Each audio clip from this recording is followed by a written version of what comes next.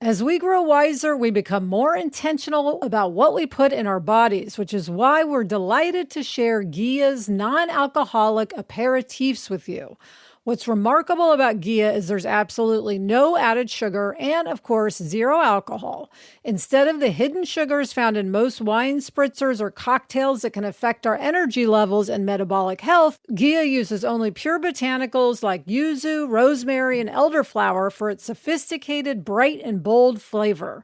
Gretch, I love taking a really nice glass. You know, I care about my glassware and having that drink, but it's so nice to have it feel special, but not be alcoholic. And there's so many great flavors: Gia ginger, lemon salt, sumac and chili, or Gia soda.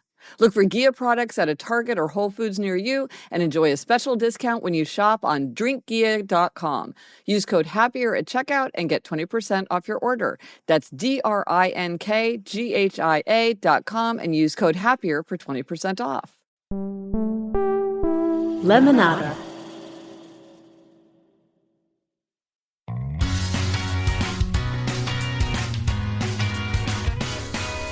Hello and welcome to Happier, a podcast where we talk about how to make our lives happier.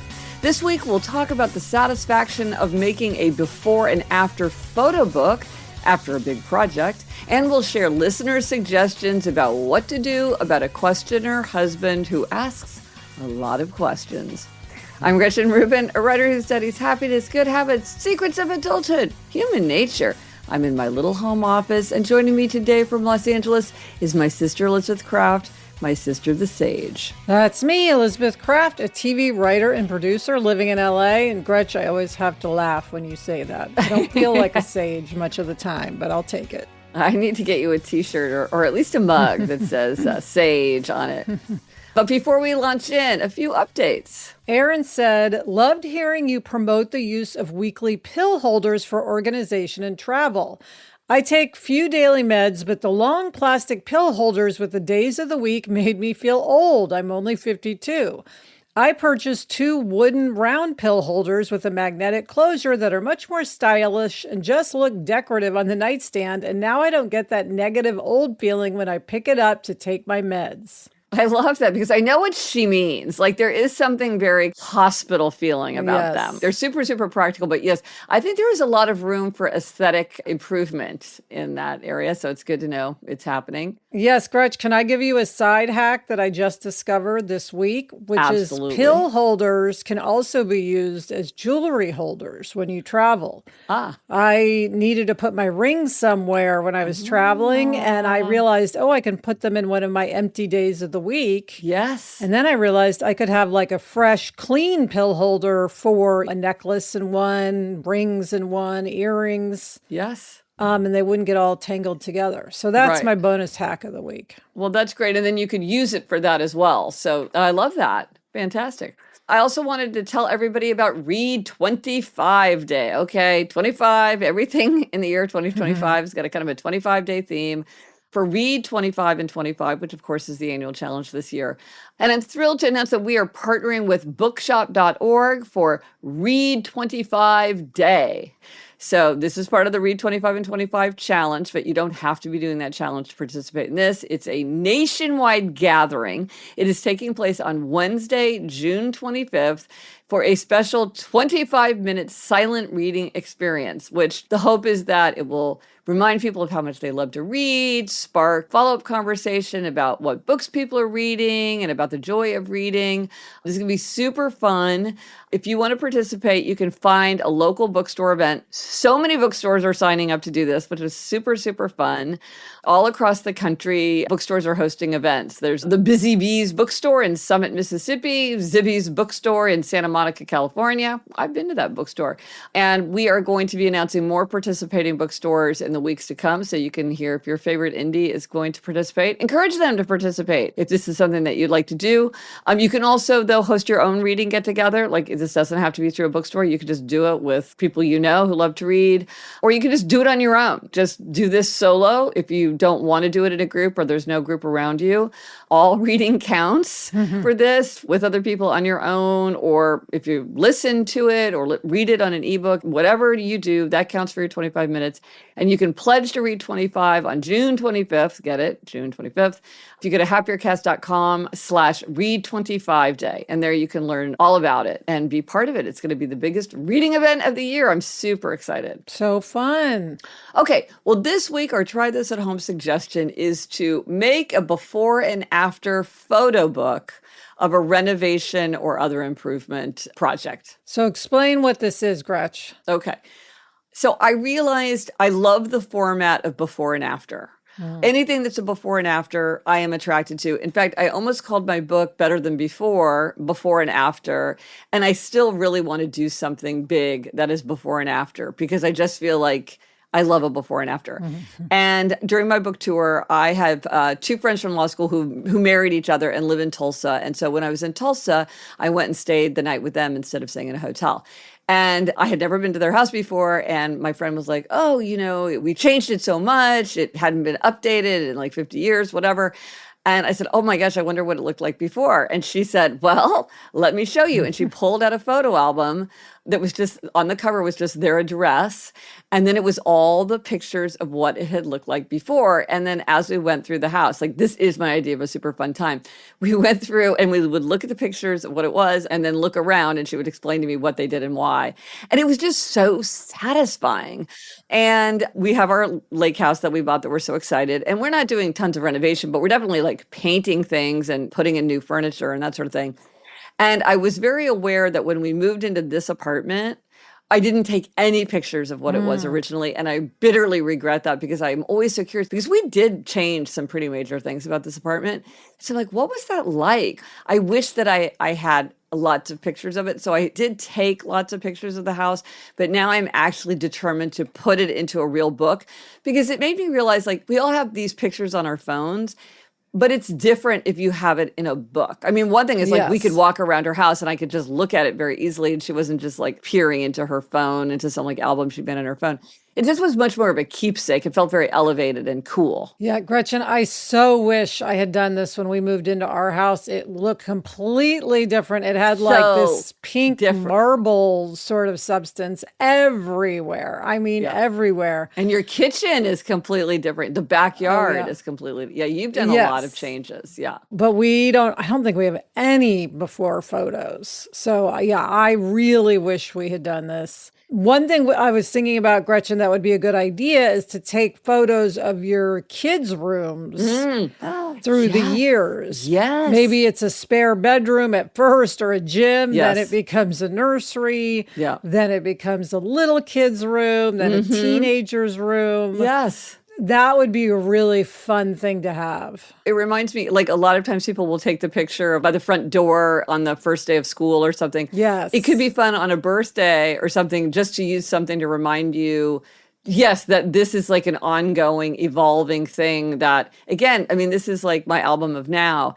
It feels so ordinary and it feels so unchanging now. You don't think about the fact that later these details of life will be intensely interesting to you. And it is funny, like when you walk into a house, you're so focused on the way it looks, you think you would really want to take a lot of pictures of it. But I guess you're so focused on what your future vision is. Yeah. I don't know. I think that's interesting. I love that idea for like a child's room, just like as part of the memory keeping of their going. But then I was thinking like someone like Sarah, your writing partner, Sarah Fain on Happier in Hollywood podcast, she's talked about how she decided she needed to have an office outside of home just for all the obvious reasons. But Sarah's a person who really will transform a space. She will make a space her own. Yes. And I was so interested on your Substack. She had a few pictures that were kind of before and after, but only incidentally. And I remember thinking, no. I want 15 pictures of that room before, and then I want to see how she ends up. There's just something very appealing about it. It is very appealing, and I could see her doing that because she does have that eye and would enjoy having those pictures. And then I could imagine how you might do it. Let's say there was some big project that had just been weighing on your mind for years. If you were like, here's the garage now, or here's the basement now, and then having the after, like it might, for one thing, it would be a ta-da, because you would really have a record of how far you came.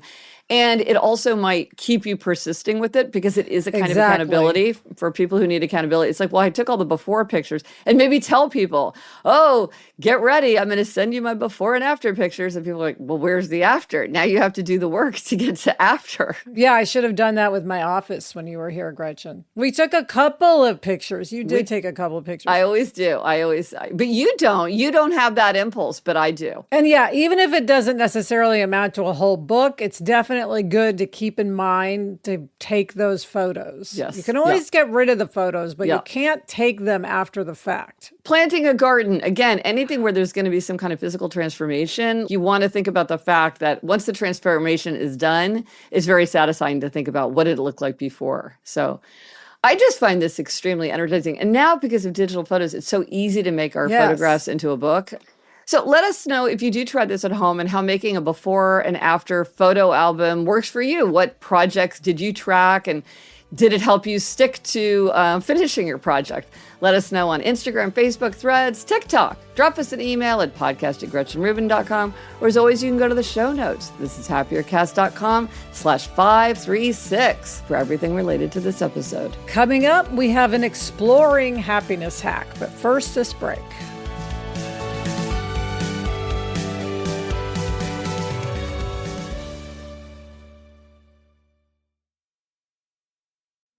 Elizabeth, you know me. I know nothing about wine, and I am hosting my book club coming up in a few weeks. And usually this would make me very stressed out. I would just like go into the wine store and wander around and know nothing. But I am so happy because now I have Naked Wines to give me terrific wines delivered directly to my door. Naked Wines connects winemakers and wine drinkers directly and allows for vineyard to door delivery at up to 60% off what we would pay in the store. Now is the time to join the Naked Wines community. Head to nakedwines.com/happier, click enter voucher, and put in our code HAPPIER for both the code and password for 6 bottles of wine for just $39.99 with shipping included. That's $100 off your first 6 bottles at nakedwines.com/happier and use the code and password HAPPIER for 6 bottles of wine for $39.99. Summer is on its way, and there's no better place to go for outdoor furniture than Wayfair. You know, Adam and I love entertaining outside, Gretch. That's one thing great about our house. But I did notice that we didn't have enough place for people to put their drinks. So I went to Wayfair online and I got 2 little tables for our outdoor space. And it totally refreshed the whole area and made everything perfect. Wayfair's huge selection of outdoor essentials will help you make your outdoor space more comfortable, more functional, and most importantly, more you. Wayfair's huge selection of items makes it easy to find exactly what you need. It's extremely easy to tackle your summer home goals with endless inspiration for every space and budget, including the outdoors. Shop a huge selection of outdoor furniture online. This summer, get outside with Wayfair. Head to wayfair.com right now. That's WAYFAIR.com, Wayfair. Every style, every home. Okay, Gretch, we are back with this week's happiness hack. Okay, this is a hack that was inspired by my recent book tour. So I did many events, and one of the events happened to be in California at a beautiful new library that had just recently opened. And as I was milling about and talking to people, several people commented that they had never visited this branch before because it was brand new. Also, several people had said something like, oh, I've never been to the library before. Like they didn't realize that this was a new branch. They had never been to any branch of a library. And I have noticed that when I do speak at libraries, that often people will kind of say, oh, this is so wonderful. I've never been here before. This is what a great place, even though it's in their town, you know? Right. And I do feel like there is this sort of inertia or the energy that it takes to do something for the first time, where until we've done something for the first time, we just have kind of a resistance to it. I remember when Eleanor went to kindergarten, she had like a main teacher and then like the helper teacher. And she was like, well, when I think of the main teacher, I know what she looks like. But when I think of the helper teacher, his face is just like a swirl in my mind. And I thought that was such a funny, like we always just referred to him as the swirl in her mind. Like she just could. And I think if you've never been someplace, it is like that. It's just like, I don't even really know what's there. What's the deal? And Alyssa, you often talk about with Los Angeles, like, how do you park? The parking is such an issue.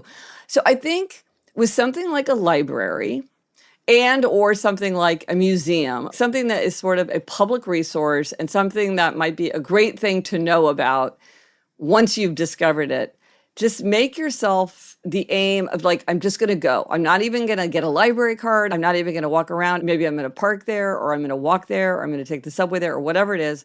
I'm just going to go, walk through the door, look around, and if that's it, then I'm going to leave. But I think for many people, if they would even do that, they might discover some whole giant resource right in their own backyard that they just had never gotten over that little tiny stumbling block of going to for the first time. And you only have to go for the first time one time.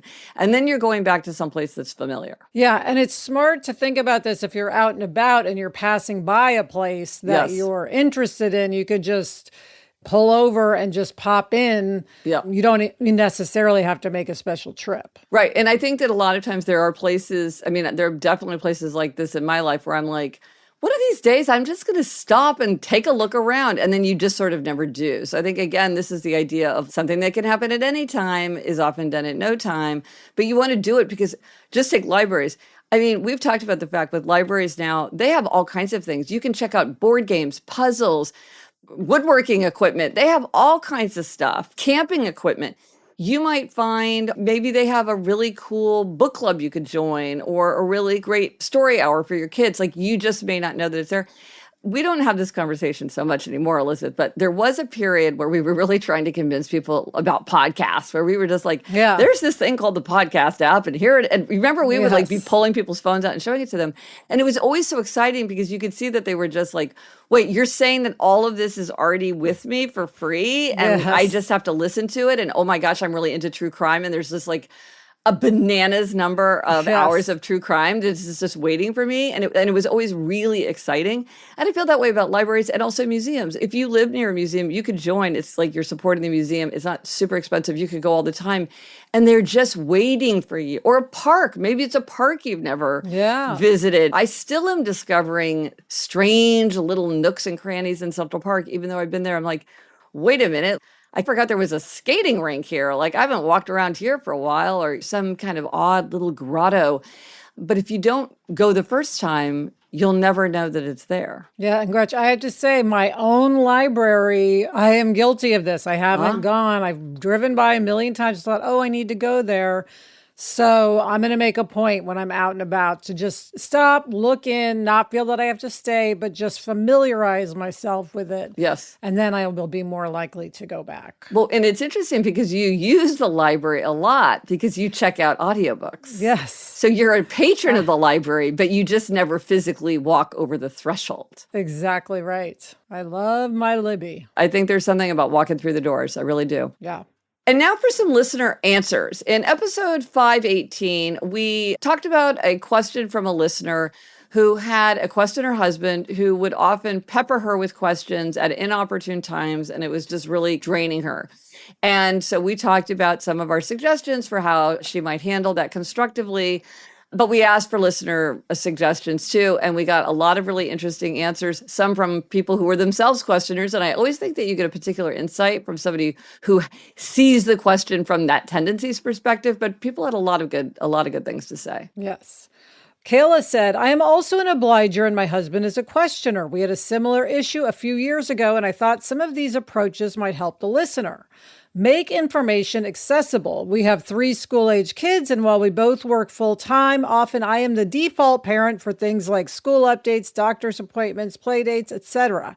A few years ago, we took the time to set up a shared family Google Calendar that we both have access to on our phones with all the important school dates, kids' activities, and family commitments. We also make sure we both have all of the same school communication apps, notifications from the kids' doctors, etc. Often it meant asking for an additional invitation or access code, but it has drastically reduced instances where he's asking me for things that only I know or have access to because we both have the same levels of access to all family information. Very smart. Yeah. Next, reframe the questioning. I was also somewhat annoyed by the barrage of questions when my attention was on other things, and when I reflected a bit more, I found it was because, as an obliger, I interpreted every question as a task, another item on my seemingly endless to-do list. When I explained it from that lens, not just your questions are annoying, but my reaction to your questions is draining me. From my perspective, when you ask me questions about our family or plans, you're also asking me to stop what I'm doing to get you this information, and additionally, that you see it as my responsibility to keep track of this info for our family. That really wasn't his intention at all. Similar to what Liz mentioned, he was usually just wanting to spend time with me, and questions were his small talk. Once he had the context of how I was receiving the questions, he was much more aware of not adding things to my to-do list, and will even preface questions with, "I'm not asking you to solve this, I'm just checking to see if you know, and if not, I will go find out." Constructive. Yes, finally, she says, question time with a twist.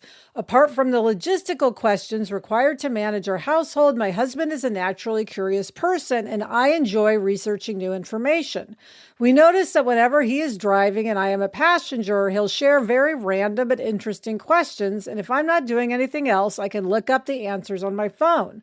For instance, on a recent car trip to visit my parents, we went down a rabbit hole about where the PG-13 rating came from and what was the inspiration for the song "We Didn't Start the Fire."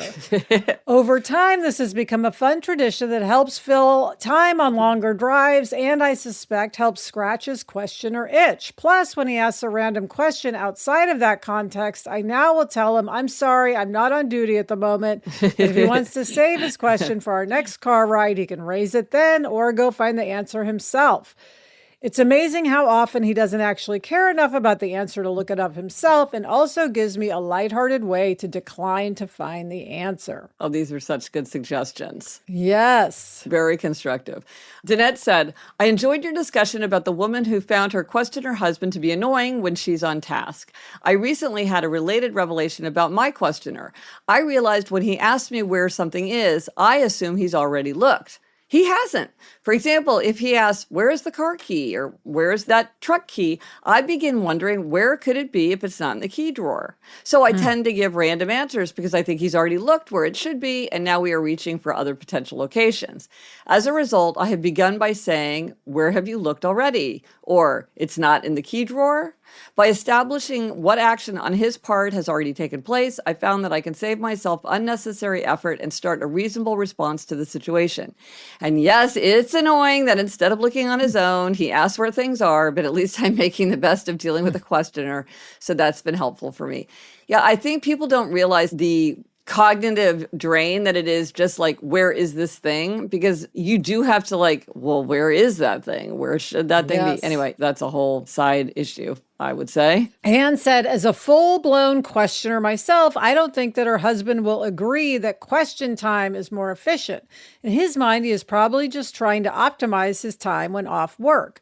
Should he check the weather forecast if his wife just checked it half an hour ago? It's more efficient to check with her first. If she answers, I don't know, then he can check himself. I often do this myself, and thankfully my obliger-leaning rebel husband does not get annoyed with me. If he asks about her talking to his mother regarding Thanksgiving or whatnot, it's an opportunity for him to check it off his mental list of tasks. It would at least seem a lot less efficient to have to call his mom to ask whether they talked or not when his wife is just next to him. Is it because the listener feels like her husband is checking up on her, trying to hold her accountable? Just answer his questions. I don't know, haven't checked today. Could you please check? It's the perfect opportunity for the listener to assign tasks to her husband. To me, she sounds like she feels a bit unappreciated. Also, he might just be trying to connect, get the conversation going, as Liz suggested. That's my question or perspective on the situation. I think it's very helpful to hear the questioner perspective, but I just have to say that it is often in conversation, a polite way to suggest to somebody that they should be doing something is to ask them about it. Yes. That is kind of an indirect way to say to somebody, I think you should do this. And so I do think that questioners are sometimes like, I don't know where you get this idea. It's like, because that is a thing that happens in conversation. And so you do have to be very explicit by saying, like, I am not asking you to do this. I'm just asking if this has happened.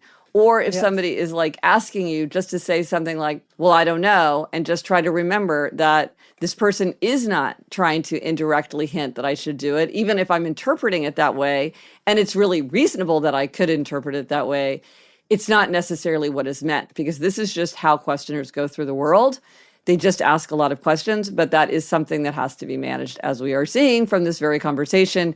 It is something that does often come up in the context of questioners. By the way, something that would be helpful, Gretch, is if instead of saying, did you talk to my mom about Thanksgiving, you could say, should I call my mom about Thanksgiving? Ooh, and I love if the it. answer is yes, do it. Yes. Or she can say, no, I talked to her. Yes. Yes. Set up the default. The default is that I'm getting ready to do this unless you tell me that I don't need to. Yes. Or you could just say something like, has anyone talked to my mom about Thanksgiving? Obviously, anyone here would be me or you. Right. But then it's just this general thing. And then, I think that is brilliant. Hey, questioners out there, this is a really good hack for you if this is a conflict, which is, make it clear that the assumption is that you're ready to do this. You could say something like, I'm going to check the weather unless, do you know if it's going to rain later today? Mm-hmm. Right. That, Elizabeth. Okay. My sister, the sage. What did I say? Okay. Go. Bringing the sage to every conversation. Okay. And then Verdi says, I'm not sure that this woman's husband is a questioner based on the questions she supplied. It sounded more like weaponized incompetence. My husband, who is not a questioner, used to ask similar questions until I realized those questions were asking me to do the work for him. See, this is what we were just talking about. So suggesting a question time isn't going to resolve the issue. Getting him to take on some of the mental load of being a parent, husband, and adult person is what's needed. Why is the husband asking her if their child has homework? He should be asking their child. Why is he asking his wife if she has made Thanksgiving plans with his mother? He should be talking to his own mother. As far as asking about the weather, well, he's got many options on how to figure that out. As another stay-at-home mom, I know it can feel like we need to be in charge of everything family-related, but we don't. Once I realized what my husband was doing, I stopped answering questions like these, or I would say, I don't know. Why don't you ask XYZ? It's taken a while, and I mean years, but he has taken more responsibility for tasks like the one she mentioned.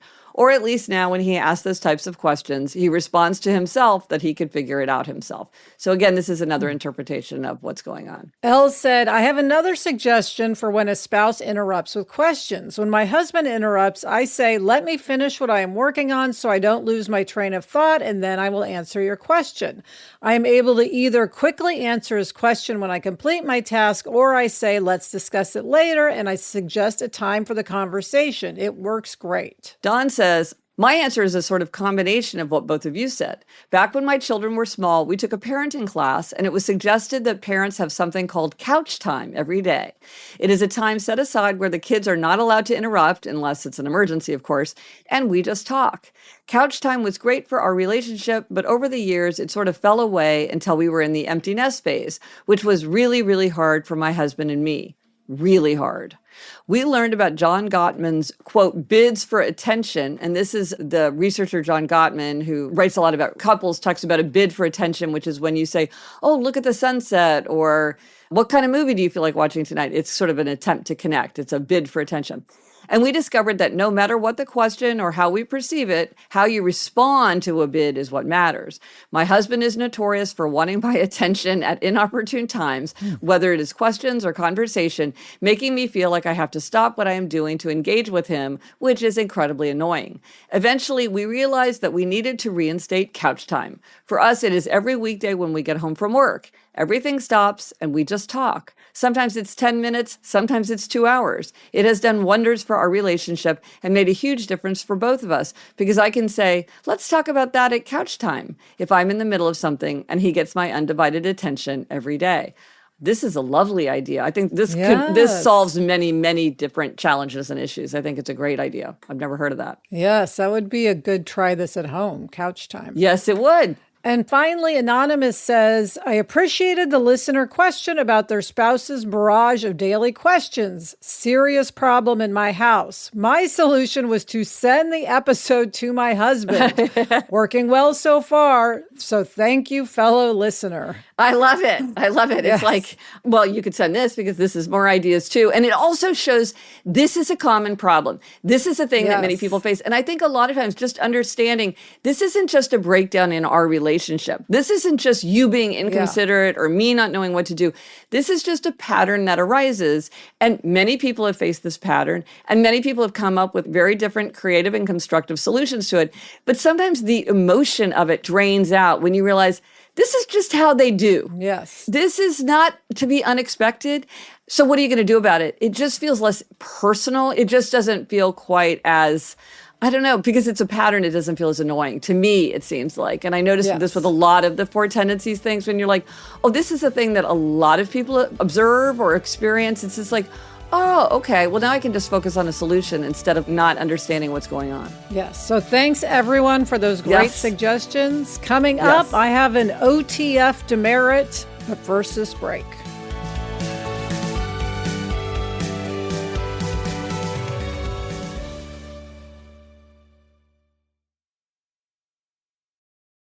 Hey, Julia Louis-Dreyfus here. If you listen to me on my Wiser Than Me podcast, you probably already know that I'm an investor and an evangelist for the Mill Food Recycler.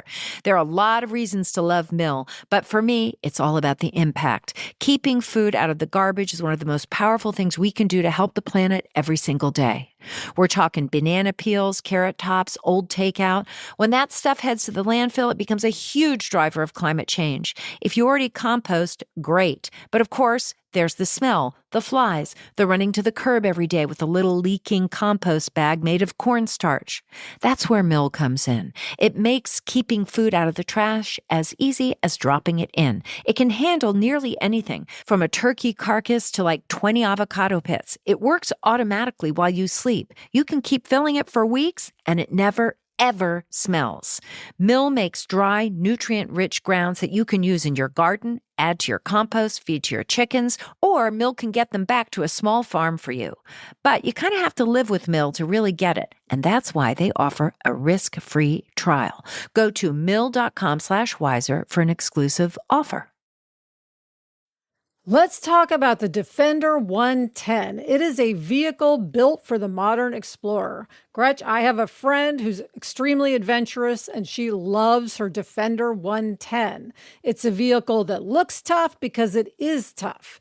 The Defender boasts an exterior design for optimum durability. It has a raised hood and sculpted grille that give the Defender 110 a modern edge. Yeah, it has 3D surround cameras with clear sight ground view that let you see underneath the vehicle and anticipate obstacles in rough terrain.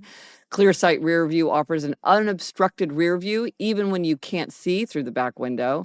Driver aid technologies make driving and parking simpler. Intuitive driver displays are customizable to your journey. Design your Defender 110 at LandRoverUSA.com. Visit LandRoverUSA.com to learn more about the Defender 110. Explore the Defender 110 at LandRoverUSA.com. Okay, Alyssa, it's time for Demerits and Gold Stars, and this is an even-numbered episode, which means it's your turn to talk about a demerit. And by the way, I want to just say, every once in a while, somebody emails us and they're like, hey, you two shouldn't just give yourselves demerits all the time. You should give yourselves gold stars. The whole point of demerits is that we don't do this to be hard on ourselves or to be unforgiving. It's that what we've noticed is that often by just saying something that we wish we had done a different way, it helps us to do better in the future. So we're doing this because it's part of a constructive process to make our lives happier, not because we're being harsh on ourselves. At least that's how it works for us. Your mileage may differ, but I really appreciate all the people that are like, oh, you shouldn't be so hard on yourself. But we take turns doing these demerits. And Alyssa, I, for one, find them extremely helpful because a lot of times even thinking about the fact like, okay, this is a demerit, I'm like, wait a minute. Maybe I could just make a different decision right now. Yes. Yeah, and Gretch, my demerit may be a repeat. I may have talked about this before, and I may be talking about it again. It's one of those ongoing demerits, but again, talking about it helps me focus on it. Yeah. And that is, I'm behind my schedule on Orange Theory Fitness. So, I do Orange Theory, which is an exercise class. I set a goal to do 100 Orange Theory Fitness classes in 2025. And I have been going to Orange Theory usually twice a week, which if I went twice a week every week of the year, that would be enough.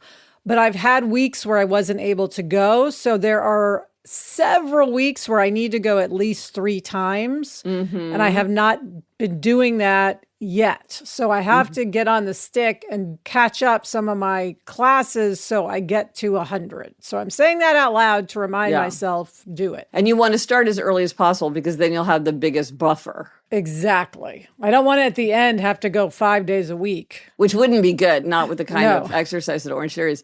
So let me ask you this. Have you done it 3 times in a week ever? I think one time, yes. And so have you figured out the timing of it? Like I should do it Tuesday, Thursday, and Sunday? Or like, do you have an idea in your head of what that would look like? Not really, because just it ends up that different days work. You always go Monday, but sometimes I go Thursday, sometimes I go Friday. It's hard to go on the weekends just because I have a lot of sort of preset things that I do on the weekend. So, and you go on your hikes on the weekend, and that's special. Which I don't want to give up. Exactly. Right. So I don't know, maybe I need to try a Monday, Wednesday, Friday one week and see if I can handle that. But it's just one of those things. And once I started doing it, I'd probably like doing it. Well, you have said that when you do it twice a week, it's easier to go and you enjoy it more than if you're doing it less. So maybe doing it, but 3 times a week during the work week, that's every other day, Yeah, so, you're right. It's hard. Yeah. But I want to reach my goal. I am determined. Yes. All right, Gretch, what is your gold star? Eleanor's home for college. It's hard to believe. Okay, open door. She's coming back, swinging back through that open door. And so we had a day where it's like, okay, we're going to go pick you up. And I have to say, I had heard many, many stories from my fellow friends about you have it all arranged and you go pick them up and it's just like they're like in bed and nothing has been done, right? Or one little bag has been packed with 3 pairs of tennis shoes and then it's like nothing else has been put. It's like, well, I got started, this kind of thing. And what we wanted to do is we wanted to go out and back in one day. And it's like 4 or 5 hour drives. So I was very pleased that Eleanor was completely packed. She had put her stuff that she was leaving in storage, so that was all gone. She had put almost all of it into bags, but she had some things left over. And I think I talked about this when we were moving her in, that I had these giant, very light canvas or cotton bags where we had gotten some bedding in it. When you buy like a blanket or something, it comes in sort of this zippered bag. And so I had said to her, do you want me to just bring these? Because they're so light and small, I can just carry them easily. It's not like a suitcase or something. And if there's anything left over, we can dump them in there. And she said, yeah, that's probably a good idea. You might as well. Because she thought she had enough bags and suitcases and stuff, but she wasn't sure. And, we've all had this thing where it's always just slightly more voluminous than you think. Yes. You're just like, wow, I thought I had plenty of room for all this stuff, but it didn't quite fit. I think they have these bags from IKEA. I hear about people talking about them. I don't really know what those are, but I think they're these big blue bags that zip. Anyway, but you get the idea, to just sort of oversized bags. And so that was great because at the last minute, Jamie and I just went around. And again, it was just like shoes, twinkle lights from the ceiling, like a raincoat that had been hanging on a door on a hook that she'd forgotten about. Just these odds and ends. So we just dumped them in. It took like 10 minutes. And then we were out. And I just want to give a gold star to Eleanor because she was doing all of her exams, all her papers and everything, but she really got it done.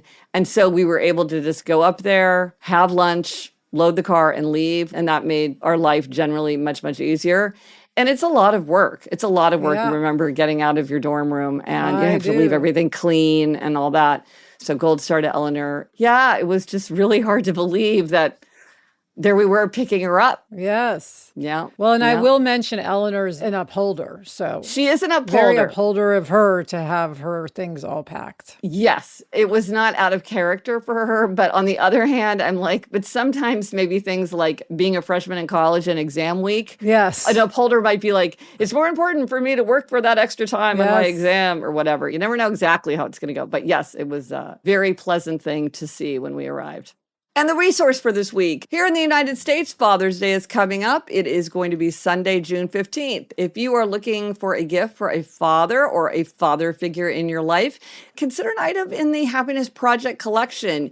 If your person loves a habit tracker, there's the Don't Break the Chain habit tracker. There's drinkware. There's the I Want You to Know journal. That's something that you could fill out and give to this father figure in your life. It's a very lovely gift. This was hugely popular. We sold out, but now we have more. You can find everything at happiercast.com/shop, or just go to my website and look for shop. What are we reading? Elizabeth, what are you reading? I am reading an advanced reader's copy of All the Way to the River, Love, Loss, and Liberation by Elizabeth Gilbert. And I am reading The Picture of Dorian Gray by Oscar Wilde. That's actually a reread. And that's it for this episode of Happier. Remember to try this at home. Make a before and after album of your project. Let us know if you tried it and if it worked for you. Thanks to our executive producer, Chuck Reed, and everyone at Lemonada. Rate us, review us, tell people about the show. And if you love the show, leave a review to let us know. Until next week, I'm Elizabeth Kraft. And I'm Gretchen Rubin. Thanks for joining us. Onward and upward.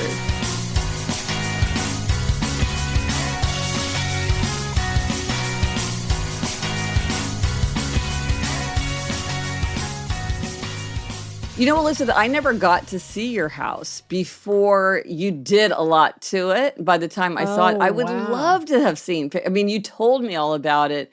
People didn't take just gigantic numbers of photos the way they do now. I know. It blows my mind. I know. I really wish that I could see it. I mean, because it's changed even just over the years. Yes. No, I can't believe I don't have that. Maybe somewhere it's on like a website I could find from when it was for sale. That could be fun. You should look it up.